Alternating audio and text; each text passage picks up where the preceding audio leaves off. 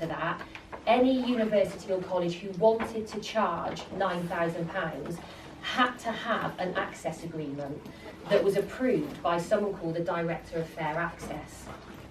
Basically, what an access agreement is it covers all of our full-time students from 2012-13 and any part-time students studying at least 25% of a full-time course.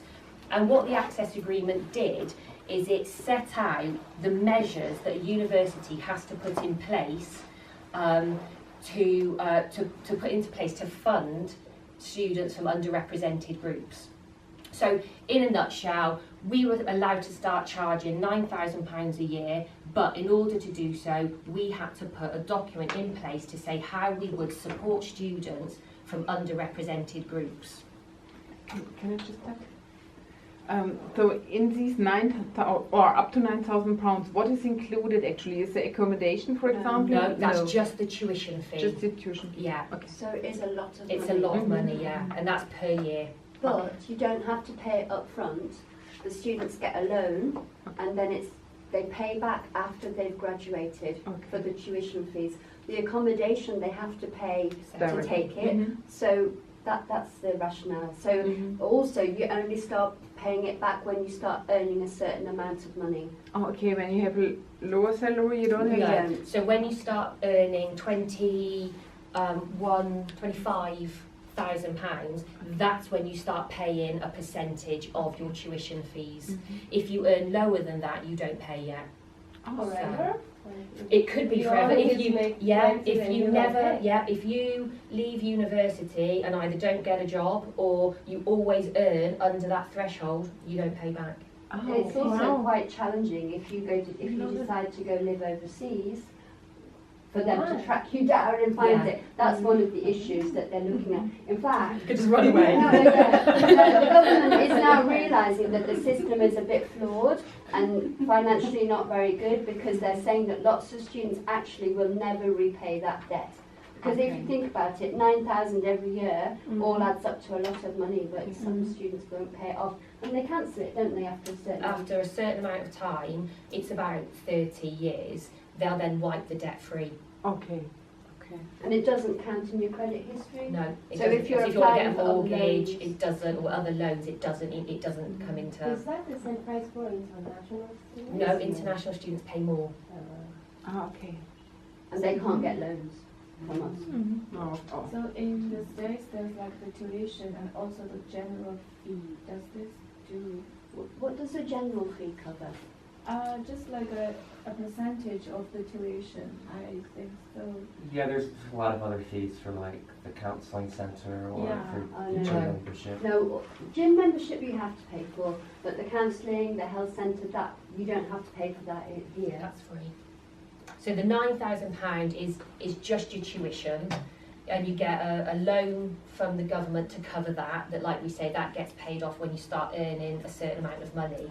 You can then take out a maintenance loan, and that will help you cover your costs, like accommodation and living costs. But again, that is dependent on family income as well, so that depends on how much you get. So not all of them charge 9,000, right? Most, yeah. I mean, when this came in, most universities were charging around this much. When the cap was lifted, so from 2012, when universities were told you could start charging up to 9,000, a lot of universities did. Even a lot of colleges started charging. But like I say, you have to have other things in place to be able to charge 9,000. You have to show that you're supporting, that you can't just pay 9,000 and the students don't get anything. So we had to put in these access agreements to show that we are doing things and students are getting. Some places do charge less, but a lot of institutions are worried about charging less, because then people might think, oh, isn't that a very good university? Why is it so low? But some do, especially if they need to recruit more students. That's an incentive to try and get more students in, but most do charge 9. And then the government is talking about making it more flexible, so potentially the fees could increase even more. So then we might end up with a system more like the American model, when there really is a hierarchy and some very, very expensive places. And then the other thing they're also looking at the moment is different fees for different courses. So for international students at the moment, if you do a science course or medicine or something like that, it is more expensive, and they're looking into that for UK students as well. So it's, again, a bit of a state of change, isn't it? Yeah. Anyway, shall we carry on? Okay, so the Office for Fair Access, we call them OFFA. It's been 11 years since they first approved an access agreement for English higher education. And since that time, they've done a lot of work looking into what universities have been doing. And there's been a lot of improvement in representing students from a disadvantaged background. So we can see here there's been record entry rates from people from a disadvantaged background since the fees were increased in 2012.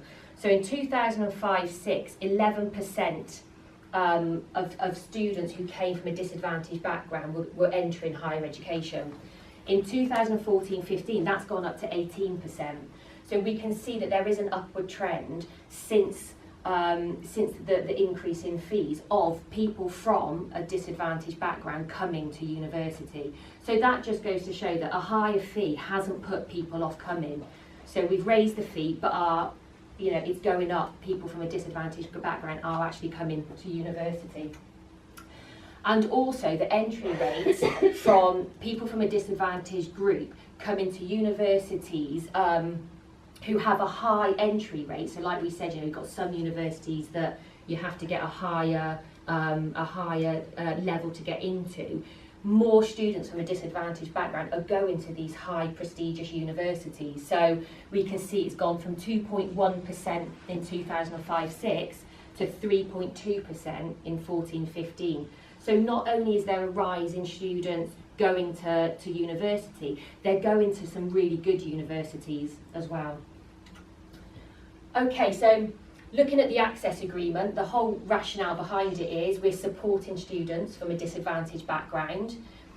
The offer agreement, it encourages universities to look at the whole student life cycle. So we don't want to get students in and then just leave them because once they're here, we've got a tick, that's a number. What we want to do is we improve our entry rates, but we want them to succeed. We want them to come in, have a great experience, and then leave at the end with a good degree. So what we're looking at is the whole student life cycle. It also looks at financial support. So what financial support do we have in place for students? So at the beginning, we made an assumption that students from a disadvantaged background weren't coming to university because of money. And we thought at the beginning that we would have to put money to them, give them bursaries, give them an incentive to come. But whilst this has been going for the last 11 years, they've done some research, and it's not actually just financial need that they want. It's they can get their tuition fee loan, so they're not actually handing out money in the first instance. What they need is that extra help and support. They need that welfare support. They need other things other than money. So we have to look at the bigger picture. So we have to look at going out into schools and talking to these students. It's about their expectations. It's about their fear of failure. So these students weren't coming to university. It wasn't just the money. They weren't coming because they thought they weren't good enough. They thought they wouldn't get a good degree. They thought that they wouldn't fit in because it wasn't for them. So what we've had to do is a lot of work around that. It's not just money. However, we do have financial support in place. So students from an underrepresented group that do need extra help and support, it is there for them. So within our team, we can actually hand out hardship and emergency loans. So we have emergency loans. So if someone came into us and needed some money there and then, and it was an emergency, we can give up to £100 to them for an emergency loan that they have to pay back. We also have hardship funds, so students who find themselves in financial hardship and there's no way out of it, they don't just need money there and then, this is a longer term problem, they can apply to that hardship fund and we can look into giving them some extra money. And then part of the access agreement is a commitment by universities who sign up to this. So The access agreements are approved and they are monitored by the Office for Fair Access, but it does give the universities direct responsibility for our agreements. We decide what we're putting in, we decide what we're going to do for these students, but we have to stand by that, and these access agreements are published. They can be seen by everyone, so we are taken into account. So we have to make sure that what we say we're going to do, we do deliver and do that. So like I say, the access agreements are published and Offer do monitor them. So what we say we're going to do in any given year, we are monitored and checked that we do that. This holds us publicly accountable to improve access, to improve our rates from students from disadvantaged backgrounds. It means we have to increase our outreach work, and by outreach work, what we mean is going out into the community, going to the local schools and colleges and talking to students who are from these backgrounds, to talk to them about how they can come to university, how it is accessible to them and what they can do when they're here. We have an outreach team that we work very closely with, so they are the ones who go out into the schools and talk to them about the programme of support that we offer, and we will work very closely with them to let them know that once a student comes to Keele, what we will do for them. So it's about raising aspirations. So like I said before, a lot of these students think that they're not worthy of coming to university and that they'll fail. So what we do is we raise aspirations. We say to them, you can come, you can do it, you can get a degree. And it's getting them while they're a young age. We even go out to schools when they're 10 years old. So we're talking to them from a young age. So we look at the student life cycle, like I said, so we start from when children are young in school, and we work with them through to them coming to university, coming to Keele. Once they get here, or just before they get here, they can go onto our web pages and see what we can offer them and see the range of support that's available to them. Then once they're here, we have a lot of pre-arrival information that, once they become a Keele student, we send them. We have welcome activities that are tailored to these students from underrepresented groups. And then once they're here, and they after the first week, we have an ongoing package of support for them, which I'll go into in a little bit more detail later. So we make sure that we are supporting and talking to students from when they're at school to college, through to just before they arrive at Keele, and then right through until they graduate. And even after graduation, they can still come back and access some of our services. This is a snapshot of our student group web pages. So you can go onto our web pages, and these are the various student groups that we look at. So if a student is considering coming to Keele and they fall into one of these groups, they can click on that button and then it will give them everything that they're entitled to and the support that they get. So we've got asylum seekers, LGBT, care leavers, students with caring responsibilities, students who live off campus, mature students, students who are under 18, because we get a few of those every year, students who are parents, and students who are estranged from their family. So that's our target groups, and I'll be able to talk to you about a few more of those groups in detail, but there's a whole web page dedicated to them, and they can go into whichever category they fall into, because a lot of the time they might fall into several of them. Mature students can often be student parents and often also have care and responsibility, so they can have a look at everything that they're entitled to. Okay, so what are we doing with these student groups? So I'll take each of our groups in turn. So the first one is our care leavers. So who is a care leaver? The definition of a care leaver is a person who is being looked after under local authority care for at least 13 weeks since the age of 14, and who was in care on their 16th birthday. That's the definition of a care leaver, and if they fall within that definition, that's when we can give them support. We'll also give people support if they don't fall under that, but this is what we will then give our bursary, our Keele bursary to.